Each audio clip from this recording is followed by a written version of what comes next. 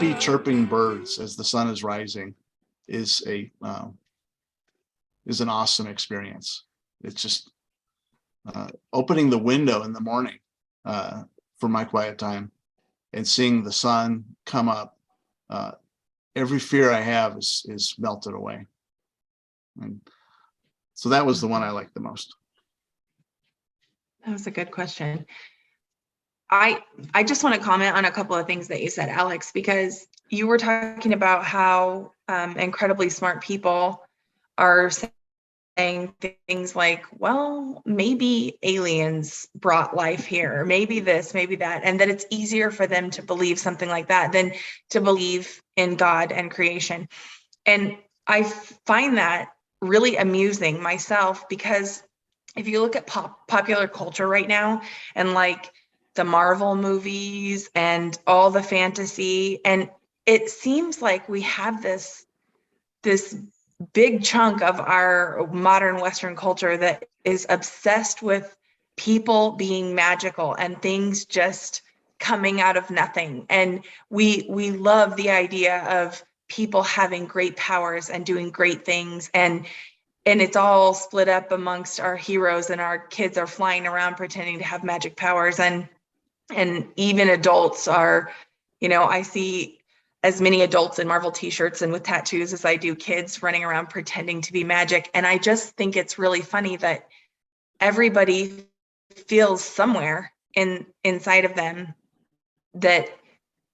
that's a desire. I don't want to say that they believe it. I don't want to say that people who watch Marvel believe that that's real, because it's a story, but I believe that magic that they are enjoying in the movie is part of, this longing that they have to believe in something bigger and better. The Genesis story feels a little bit childlike to me too when I read it at face value, but a lot of things in the Bible are hard for me to understand until somebody goes deeper, and everything in the Bible is so profound. And I think that I don't have a hard time believing in the Genesis story, even though when I read it, I'm like, well, that leads me to a lot more questions than I had answers. And I don't know if that sounds believable. The reason why I can believe in creation is because I've already taken the biggest leap of all. I believe in God, and that's no small thing, to believe in God and to believe that God is who he says he is. And so if you're already to a point where you believe that, the rest of the story is not hard to imagine being true. You know what I mean? And so that takes a lot of faith, and that's something that I've already done. And so it's not hard for me to believe that God created everything, because I believe that God is real. Mm-hmm. And I think people who don't believe in creation, a lot of it's because they don't believe in a creator. Mm-hmm. Obviously. And it's interesting that people, their hearts desperately want to and need to believe. And so they find things they can invest themselves in emotionally. By the way, I'm so annoyed that we decided at some point that faith and science are mutually exclusive. It's like everybody sent in an absentee ballot or something. Like we just decided that they couldn't be involved with each other, and then you had to pick camps. And that is troubling, and also just really irksome when anybody ever is like, it's either them or us, it's either this or that. I find it so profoundly ignorant. And yet those who are asking you to pick and choose are doing it from like a self-made lofty position. What I find comforting from the moment that I actually paid attention to it, which was several years ago, to still every time I read the account, is chapter 1:26.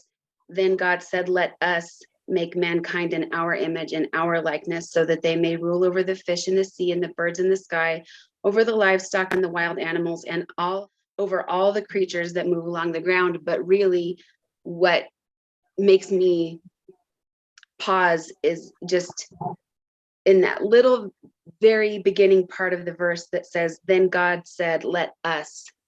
And I just remember really, really paying attention to that several years ago and thinking, that's the Trinity.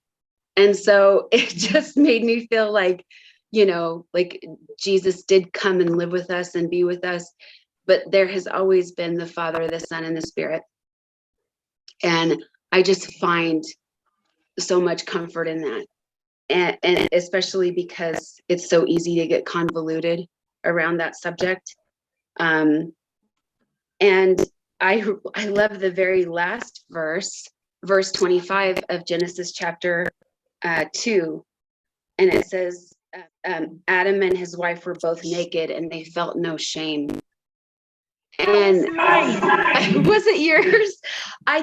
There's something so like, and if we ask anybody, whether you believe in God and the creation story, or you believe you are atheist and believe in the Big Bang, or you are, it's presumptuous of me, but I feel like if we could just ask everybody, why do you want to know?